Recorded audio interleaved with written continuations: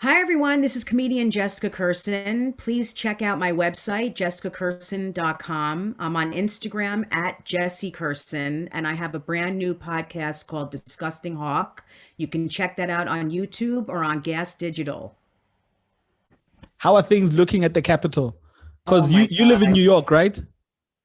Yeah, so I'm a little, but people are crazy everywhere now. It's insane. The, It's like I can't even believe they're doing it outside. what? Doing what outside? The inauguration. I can't. You want them to do it at a conference room at the Holiday Inn? Where do you? Well, I do think they should do it inside because there's a lot of military and police that are pro-Trump, and No way. it's yeah, yeah. So So it's like it's crazy. what do you think is gonna? What do you think? What's the worst that could happen? It's tomorrow, right? It's on Tuesday, Wednesday, Wednesday. Wednesday. So what do you So think what's the worst that could happen? that there could be snipers. Get That out. Really? yeah. hmm Really? Yeah. They've been finding that a lot of Marines and people who are trained to do that kind of stuff, were at the Capitol that day. And these people are really like anti-government and they want to get rid of Biden and Pelosi, all of them. What does It's this mean for insane. you? I was asking another comedian this on the podcast, but this was during the elections, right? So I said, in a country like yours, where there's essentially two parties vying for power, hmm and then there's a slim margin of victory, right? Whether the Yes. vote goes Democrat or Republican, slim margin of victory. What happens to the majority that voted for the opposition but didn't win? Because ultimately, they are also a majority in their world, right? Yes. Well, in So what? history, Mhm. basically, they deal with it and you might not like the person in power, but you still support them. They're the president, you respect them. But Trump has caused so much divide and craziness and extremism that this is different than any other time in Do you my feel like lifetime. do you feel like people were more respectful to the office than the person, which is not the case Yes. now, right? Do you feel Yes. like there was a Yes. denigration of that office that has led Yeah. to an insurrection, obviously, of the office itself? Even people going, "I'm not Yes. going to respect the office, therefore the person in there means nothing to me." hmm I mean, they went in there and sat in seats like it's really insane to do Like it was a that. school field trip of delinquents. Yes. And I don't know if you knew this, but they went to they pooped and smeared it everywhere. I mean, they really did crazy things. And they But stole things and they there's this whole thing now that someone stole a laptop and hard drive stuff like that and they're searching for her as a woman. mhm. Um I mean, the woman that died was in the Air Force. She was No like a way. decorated, yeah, the one that like Yeah, that was smashed the shot. window in. She was an Air Force. She was like big in the Air Force. It's insane. I think it's more insane for us outside of the US watching in because Yeah. we're What is asking it like for ourselves, you guys? I'm very it's curious about that. What do people say? It's so embarrassing. remember that in South Africa we only get, oh, I don't know about other countries, so we in Africa, but we only get to watch American news on CNN, right? So remember that the CNN for us became popular during the Gulf War. Yeah. So seeing uh airplanes flying over a place, the military marching, and seeing uh people protesting outside of the capital, like the Egyptian summer was one of those. In Iraq, it was one of those. We had Yeah. our own 3 years ago when we wanted our president to resign 3 years hmm ago, where people marched to the union buildings, but they union buildings almost like our version of the Capitol, but hmm no one could actually penetrate the walls, and go inside and rampage. But to see it happening in the US, it was, I think, for some strange reason, because we've seen even aliens landing at the White House in so many movies. we kind of thought it was the movie. I know. It's like the movie to us, to me. Like, I can't even imagine how you felt because I can't believe it happened. Like, we're Yes. still, everyone's in shock that it even happened. It's weird. Like, when I saw it, I was like, I actually got very emotional. I was crying. I mean, it was Yes. crazy because Yes. I can't believe that they just walked right in. Like, it was insane. And you know, the police were outnumbered, and I don't know why they Yes. weren't more prepared. It was because they had a very clear idea. You know what I've seen? I've also heard, like, on social media, which is a bad place to hear anything, but obviously we get our news there now, that people were shocked that the Capitol Police did nothing. And I was like, what were they supposed to do? They were They outnumbered. couldn't they couldn't do anything. What They could they they do? there were like, I don't even know what it was. It was like 20 to 1. Yeah, And it was a lot. these were mostly men they had, you know, weapons with them. Um, they basically were like willing to die to get in there. And the cops that did fight back got hurt. I don't know if you What? saw that thing about the cop that was like dragged out on his No, stomach, no. and there's a video of it, and they were beating him, and then they kept screaming, take his gun and shoot him with it No. and whatever. And then the cop was like, I don't know if I should shoot people, because if I shoot people, I'm going to die. Yes. I'm going to. So he started pleading for help and saying, I have Yes. 4 daughters, please. I have 4 daughters. And then a couple of people helped him. It's very weird because in the comedy business, 90% of us are completely against this. And then Mm, there's or maybe 95%, but there is a percentage of comics here who have gone pretty right wing. They've mm, realized that that's where they can get an audience. mm. And if they tour, those people will come out to see them, and they can say anything they want. What? So, But then I always go, in a country where free speech is encouraged, right? mhm. Where do you draw the line from censoring someone's political opinion and letting them have their piece? Because Well, ultimately, yeah. when let's remember when Bush was in power, right? The second Bush, comics like Chris Rock had a field day telling jokes about what was happening during 9/11 and when Bush found out, you know? So obviously, if you're a Republican at the time, you were not having the best time, Mhm. because the message out there was so different. So I always wonder with American politics, what makes it so polarizing? What makes it right for the one side to be righter than the other side, if that makes any sense? Well, yeah, it makes sense. I don't think anyone wants to get rid of free speech. I mean, there are some people, but very few people that want to get rid of free speech. I think they want to get rid of the disinformation, the lies that are being put out there, and also hate speech. I mean, there Yeah. has to be, and it's pretty obvious what's hate speech and what's free speech. Yes. You know, there's comics I can't stomach watching, but I still support, and I don't agree with anything they say, but I still support that they should be able to say whatever they want. But I don't believe in people like spreading lies, because you see, this is how this whole thing happened, because so Mm. many lies were told and are still being told, and people believed it, and they're not educated, and they're desperate, and they're filled with anger and racism and all, and anti-Semitism and all kinds of stuff. So they like had a field day with it. You know, whenever I take a look from the outside, obviously as a non-American, at how the US landed up here, is I can't help but go back 15 years ago when I don't know, 15 or so, when the Obama campaign was being ran on social media. Hmm. It was only a matter of time before the dark side took over the same strategy I and put its told, own yeah. person, right? I totally agree. Yeah. Didn't Well, anyone a lot have of those this is reservations? happening Mhm. because Obama was president and there's so many racists here. I mean, that is the truth. People could not stand that a black man was in office telling people what to do and in charge. Now, the funny thing is, there's a black Indian vice president who's a woman. I mean, this is like, this is a movie. I mean, if you really think Yes. about it, it's insane. But wasn't the Good way. insurrection, Jessica, expected more then than now? Wasn't a bunch of right wing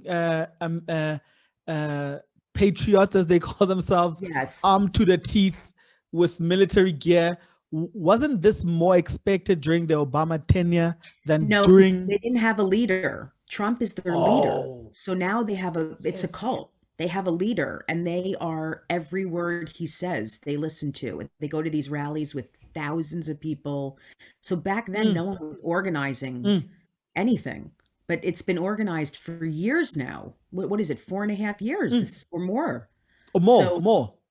right. So this is how this whole thing got so big because Trump, I mean, he is the fact that I know people who still support him is unbelievable to me. Yes. Like I don't none of my friends do. I don't associate the only people I associate, to be completely honest, my father supported him because of money in Israel. And my Like father that. passed away. Like that Yeah. because of money and That is Israel. why, because he was making more money, which he wasn't Oh, actually. With Obama, he was making just as much. Like yes. Obama, a lot of people made a lot of money with Obama.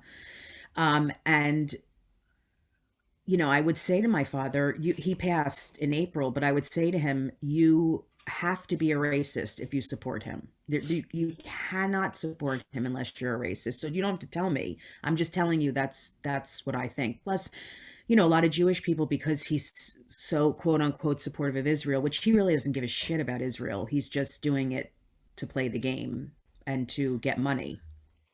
You know what I'm thinking about now is I'm thinking about while the Republicans were reveling in the victory of Trump's administration, Democrats were getting organized, right? Yes. And making sure that when the elections happen, people come out in their numbers to vote.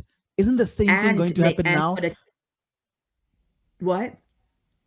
Isn't the same thing going to happen now while the Democrats are happy and reveling in the victory of Biden and Kamala? Aren't the right-wing pro-Trumpists going to be organizing themselves even more now?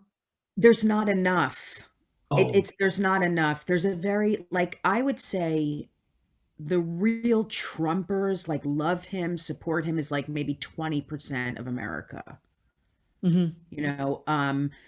They also, he can never get the black vote, most of the Jewish vote, the Hispanic vote. He just, that party couldn't. There's no way, because they're seen as racists and horrible people. So I don't, and plus they'd have to get the money. I mean, Democrats were able to raise so much money, it's insane. And I just don't see that happening. And plus the Republican Party is split in half now.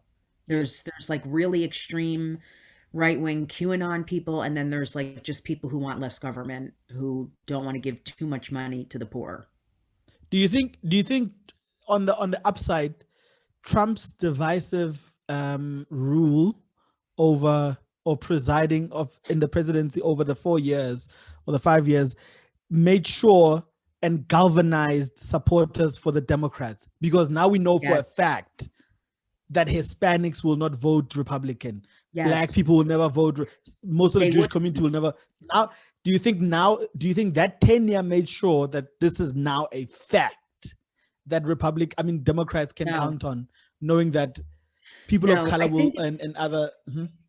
Yeah, I don't think that. I think if a Republican came along who was in the middle and not extreme and not so right wing and could kind of play to both parties, I think they could win the next time. But it couldn't be the kind of person like Trump. It would have to be someone who's playing into the Democrats a little. Yes. A lot. Yeah. Yes. And there are some politicians like that, like John Kasich, and there are Republicans who are not so right wing and they hate Trump. So, but the fact that happened and then the next day 100 and something of them still voted to not impeach him is unbelievable. That's unreal, right? It's sickening. That's the one thing I wanted to ask. Please explain to me, what does impeachment mean? Because last time I heard the word impeachment, or first time I heard it, it was during Nixon, and he actually resigned. So in my head, I associate impeachment and resignation or being fired, right? And then now we hear from the outside, being in Africa, that Trump is impeached for the second time. But in my head, I'm like, hold up. The first impeachment in my head was an attempt because of Russia and the Mueller report, which was cleared off, and he continued his presidency. So if you're now saying he's impeached for the second time and Nancy Pelosi signs a document that says he's impeached, what does impeachment mean? Does it mean you're fired? Does it mean it's a blemish on your record? It's a huge blemish on your record. First of all, with the Russia thing, he didn't get convicted in the Senate. There was no trial because the Republicans had the rule, like they were the ruling party. Yes. Now he can get convicted and he'd have to go to trial. So you can be impeached and not be thrown out, like Bill Clinton with the Monica Lewinsky thing. But now he can be impeached, and if the Republicans do, which I still don't think they will because they're such cowards, but if they do take him to trial and convict him, and the Democrats only need, I think, 17 Republicans to vote to impeach him in the Senate, he will have to go to trial and he could be convicted. And there's a lot of people that went to this thing at the Capitol and did horrible things and are claiming on camera that it's because he told them to, which is not good for him. It's not a good thing, right? No, for him, it's a big problem because they're saying they only did it because Trump told them to. What happens now? What hopes do Americans have on Biden and Kamala? What are you guys hoping is going to happen now? Is it more of the world will view America differently now because they know they don't have a divisive president in power? Are you guys expecting new policies?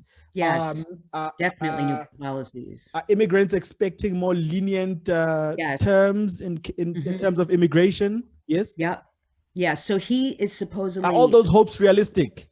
Yes. Well, he can do whatever he wants as president. So the first day I think right away on Wednesday he's going back into the Paris Climate Accord. He's stopping the pipeline construction. He's allowing he's not banning people from Arab countries anymore. He's turning all of that around this week.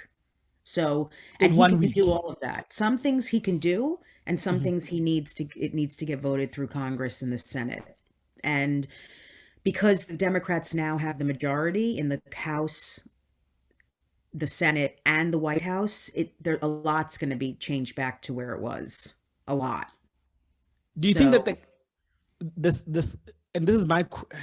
always gets, I think, do you think that the skin color of the people that stormed the Capitol made a bigger impact on US citizens and on the world, seeing as it wasn't people of color or a group of mixed race people? It was just white people who were just storming in while there's a white government in charge.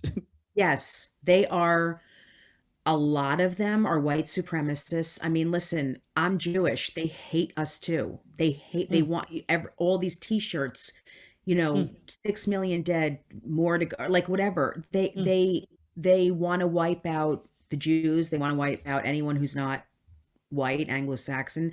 So yes, of course. I mean, every white person saw that. I mean, it's just completely obvious. It's thousands of white people. I mean, there might be like 10 black people or Hispanic, but it's a white supremacy movement, and it's his base. And that's who wants to change everything. And they want to keep America white, make America white again. And get rid of the Jews and get rid of the black people and even Asian people, anyone who's not white. But Jessica, what happens to those people after Thursday? Where do they go? Where do they disappear to? Well, they're doing a lot. They're doing a lot to find out who was there. And I mean, there is a mass, like they have arrested hundreds of people. Their FBI is listing everyone they're looking for. They're doing so many investigations. I think it's going to take a while, but they are going to find out. They have video. I mean, it's not even, and they also have phone records because under the Capitol, there's a whole system that Yes. I don't know how this works or what happened, but they're able to track phone numbers and phone calls and texts, and they have video and they have sounds and they have, I mean, they have everything. They have all the evidence. So, um, it's going to take a while, and there's definitely those people are not going away, but they're not going to grow. Yes. They're gonna it's like with ISIS or whatever, they're gonna make sure they don't grow. They're gonna get lesser and lesser and smaller, but they're still gonna be there. So I don't know what, they know about all the groups and they know about all Yes. the organizations and they're on it. Yes. So There's a lot changing in your country. People of color mhm. are in government now. A female now is going to be of color is deputy president. Do you think there'll ever be a female president, whether white or black or any other or Hispanic? Do you think there'll ever be a time in the US where there you go, the Yes. first female I president of don't the think United States? the only way I think Except it'll Michelle happen, Obama, because she was president of the.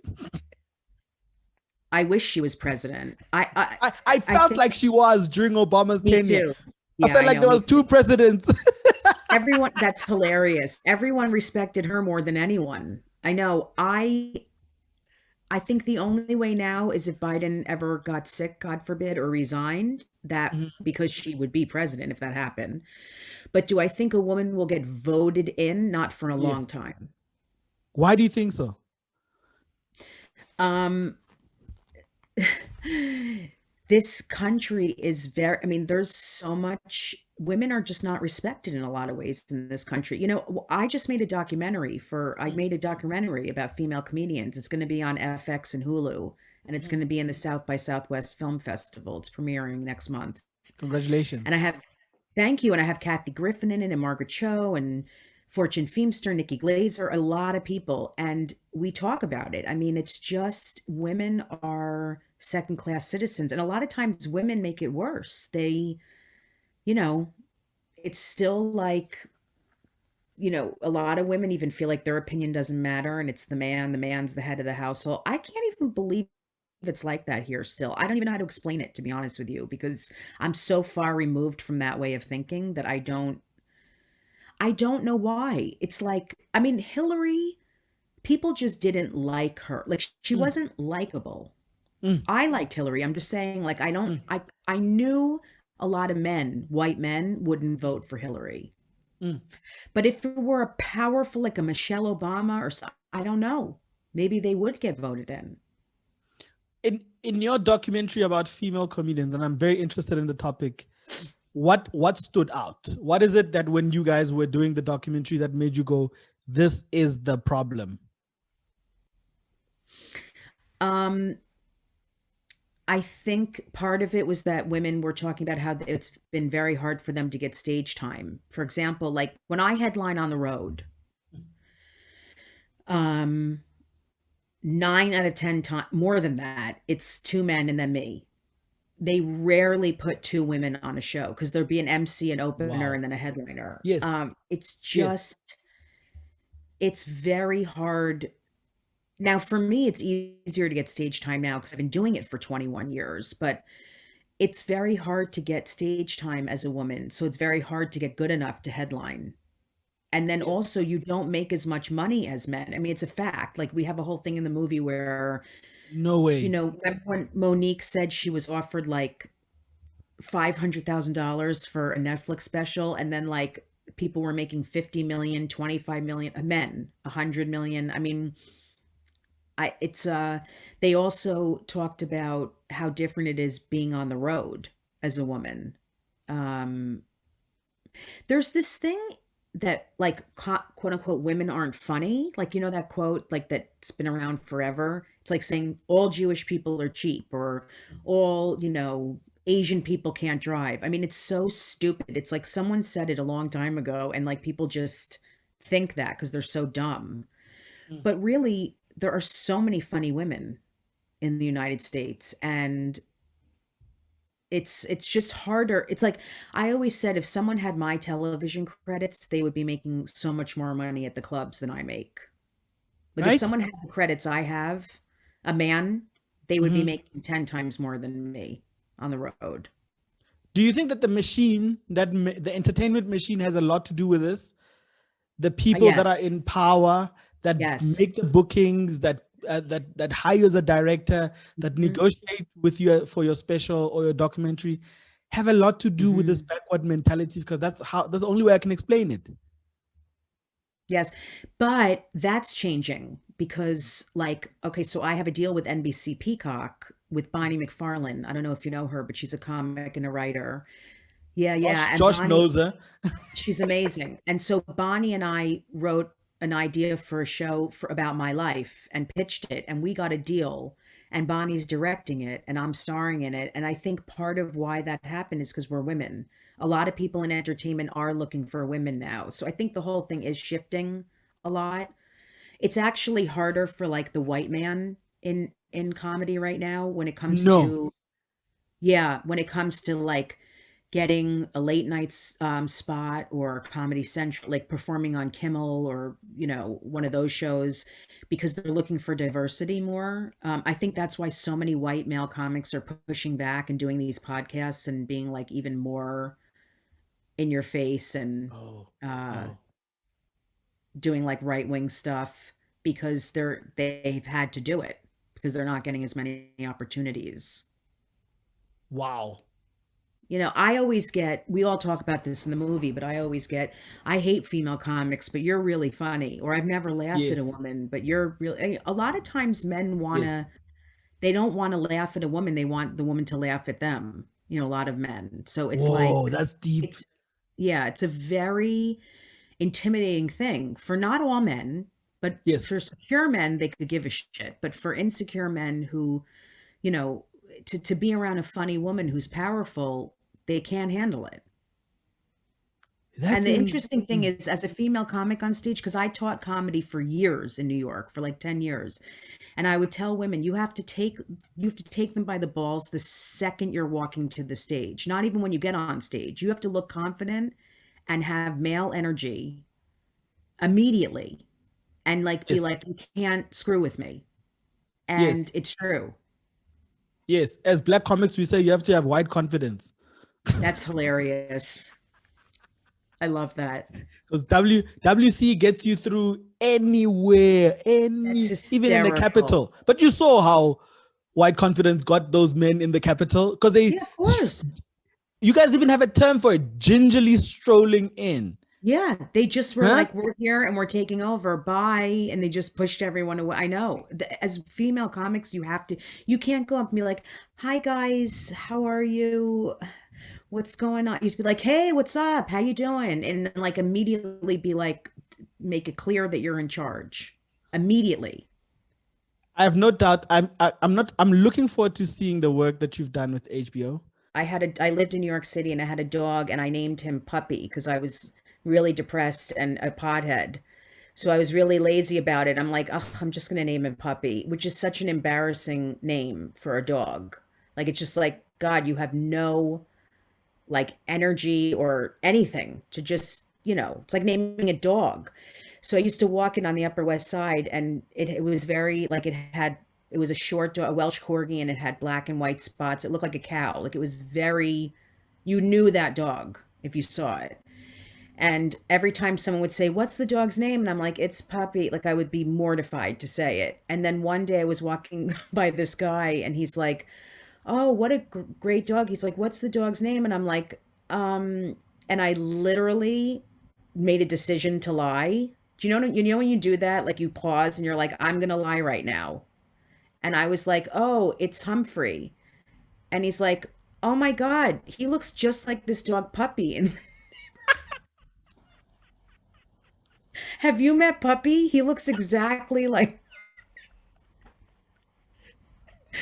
and I was like, "No." He was literally, he has the same markings, he's the same size. And I'm like, "No, that's so, I can't wait to meet Puppy." It was so, and then there's another one they could do of my stepbrother. Did you know my stepbrother Zach Braff from Scrubs? No way. Yes, yeah, he's my stepbrother for 36 Nice. years. Yeah. So Yeah. Zach and I were in our house. My mother saw clients in the basement my whole life. She saw clients in the house, and she wouldn't write them down when they were coming. So these clients would always just show up and be like, "Hi, I'm here to see your mother." And we'd be like, um, okay, I guess wait for her. So Zach and I, someone came on a Saturday in the middle of the day, and we were like, we have to go out, but we'll leave you here. We had no way of reaching my mother. She was out for the whole day. So Zach was like, I'm going to turn on the alarm just in case so that, no one can come in. But if you want to just wait for her, she should be home soon. She didn't come home till 7 hours later. The woman was afraid to leave the house because the alarm would go off.